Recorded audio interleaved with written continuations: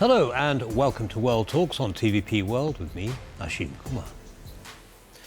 Brussels is accelerating efforts to wrap up the long-delayed EU-Mercosur trade deal, with Ursula von der Leyen insisting it can still be sealed before year's end. The agreement would form one of the world's biggest free trade zones, but opposition is intensifying. European farmers fear a flood of cheaper imports, and countries like Poland and France continue to demand firmer safeguards. With geopolitical stakes rising and environmental concerns unresolved, the negotiations are entering a decisive phase. Joining me is Tomasz Włostowski, he's managing partner at EU Strategies. Mr. Włostowski, welcome back to TVP World. Thank you very much for taking the time. Thank you for having me. So what are the main elements of the EU-Mercosur deal? Well, I mean, this is an extremely broad trade agreement, an extremely broad partnership. It really covers everything in trade, from trade in goods, trade in services, trade in agriculture.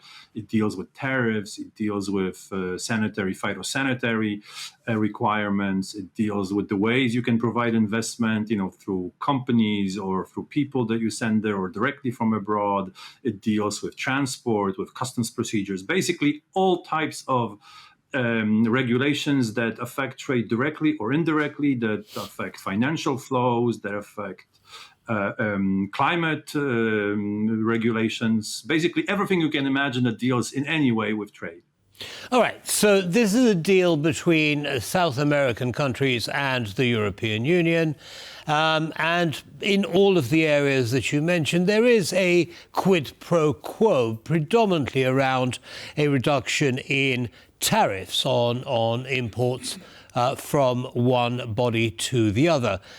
But it also, of course, opens up enormous markets for EU producers. So what's not to like?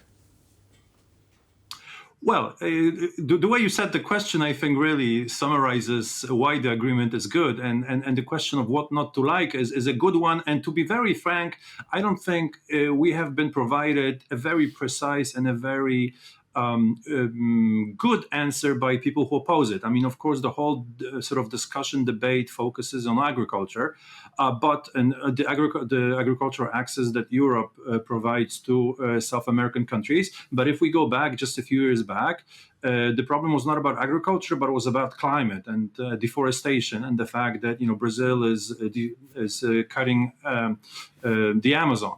So if you look historically at what's happening, basically, there are different voices that have been popping up every few years trying to block this agreement. But, the trade, South America is an extremely promising trade partner for Europe. I mean, I think let's just zoom out for a second, right? I mean, we have the biggest trade with the United States, that's 1.7 trillion. Then we have China, 850 billion. Then we have Japan, we have India, and then afterwards, South America. Right now, the trade is about 150 billion. So they're an extremely important trade partner with whom we don't yet have a trade agreement. This is very important. We have trade agreements literally with almost everybody on the Western Hemisphere, except this huge bloc of almost 270 people, bloc that's, 4 times the size of Europe. This is extremely important. That's extremely promising. It's, the land of the future that's not exploited by European firms sufficiently, that has a huge growth potential. And more importantly, a land that we are seeing much and more of encroachment by China and Asian companies in South America. So, and this is this is a region that has extremely close ties to Europe. A lot of South Americans are of European heritage. European firms are there. They look up to Europe. A lot of people in South America, Brazil, Argentina, Uruguay, they have double nationality with EU countries. So the links, the historical links, the cultural links, the commercial links are very close. And yet we weren't able to seal a trade agreement for 25 years. This is really astonishing.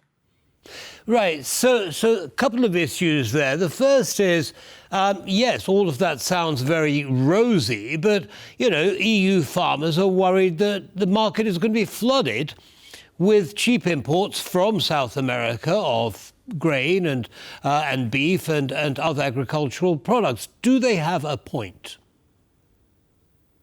Well, so the first thing is this. Of course, when you have a trade agreement, then of course, we are getting something and they're getting something as well. Otherwise, we wouldn't have an agreement.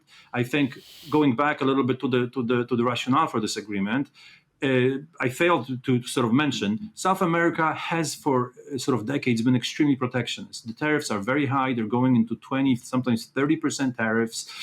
They've conducted a sort of economic policy of import substitutions for decades, which is why there is a lot of foreign investment there, because companies had to sort of circumvent the tariffs to set up production there, something what Trump is trying to do in the United States now. But anyway, the thing is, it has been an extremely protected market. So what Europe is getting out of this is first of all, the tariffs are coming down, but also they're opening up their financial services, telecommunication markets, business services, and so on. So that's what they're opening up. And then we have to give them something in return, of course. And raw materials, grains, agriculture is something they have been extremely competitive in and something they're extremely good at. I mean, anybody that's ever had Argentine steak knows that they're extremely successful in agriculture. So that's the first point. Now, the second point: are we concerned? Farmers are concerned, but if you look at what the market opening terms that Europe is offering to South America, it's not that big. I mean, you mentioned beef, for example. Well, let's look at beef. Mercosur produces around 15 million tons of beef. I mean, that's just imagine a massive amount. And the reduced quota that they're getting is for 99,000 tons. 99,000 tons out of 15 million that they're producing. It's nothing. It's really nothing. In poultry, the same. We're giving them a quota for about 1.3% of EU consumption. Again, that's nothing. Farmers are protesting in general because there's a lot of just greater concerns in the farming community, not only about Mercosur, but also about trade with Ukraine, also about the upcoming reform of the Common Agricultural Policy in Europe. So farmers, this is a group that's always been very sort of conservative. They don't like regulatory changes, and just this image of this really successful, huge trading bloc that's been extremely successful in agriculture is scaring people, but they haven't actually looked into the actual market access terms and at all the safeguards that are also added. Because let's mention, farmers are complaining about the disproportion in regulation in South America and in Europe. That's true, but South America's Mercosur countries have actually undertaken a lot of commitments to sort of harmonize their regulations. In some cases, like eggs, for example, they have to comply with EU regulation on hens. Right? So a Brazilian egg exporter will have to apply European regulation in terms of welfare for the hens that are laying down the eggs.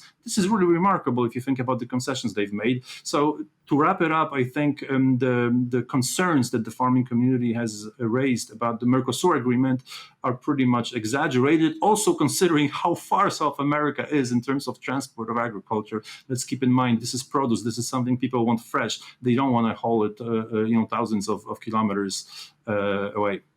Understood. So speaking specifically about the Polish context, in terms of net benefit to Poland, how would you assess that?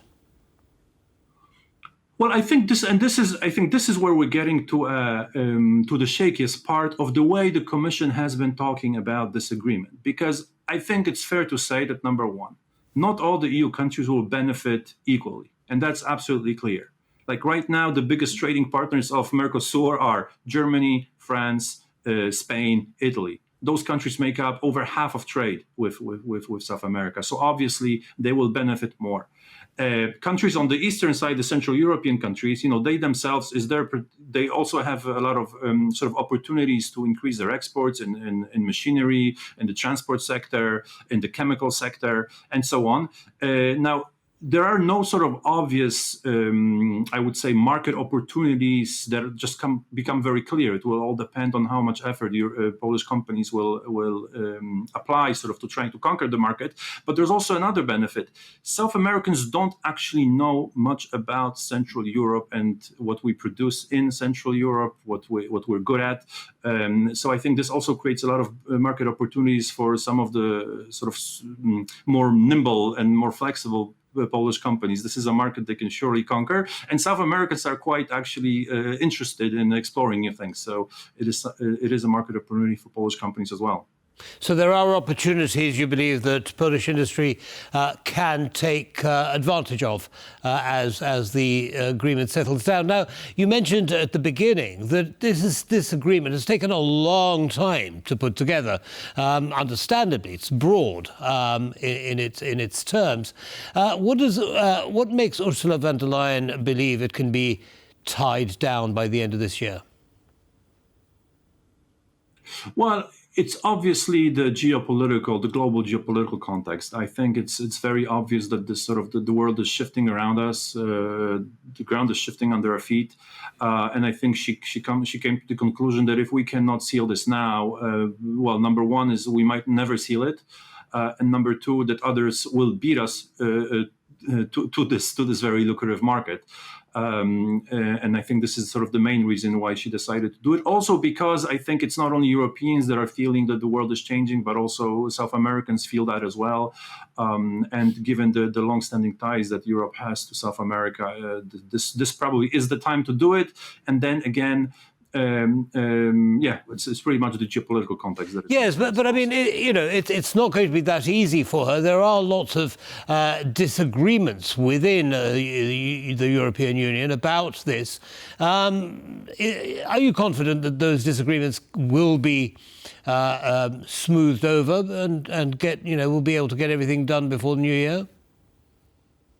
Well, no, I'm not confident this will happen, and I will tell you why. The main obstacle to this are not really the facts. The main obstacle is I would say, the disproportionate attention that's been given to a very small part of the agreement, which is the agricultural trade. I mean, if you look at exactly what's happening on opening up the agricultural market access for South Americans in Europe, the level of attention and the level of concern is just not proportional. So I think if she cannot seal it now, that just tells you that there's something very, very sort of wrong with the political system in Europe. Because this deal, as you've said it, what's there not to like? I mean, it's just the the cost benefit analysis is just so clearly in favor of this agreement that I think in a way she says, okay, we need to either we do it or we don't do it, and this is the moment where she needs to push. And again, the main obstacle here is just the sort of the very sensitive nature of farming, which the center right in Europe and the far right have been quite sensitive to. Right. This is what's well, we shall be watching very closely, and I'm sure you will, and we look forward to hearing updates from you in the near future. So come and see us again soon, Mr. Włostowski. As always, thank you so much for sharing your analysis with our audience, and have a good evening. Thank you. Bye-bye. That brings us to the end of this episode of World Talks. Don't go away, though, as always. Lots more coming up. Goodbye.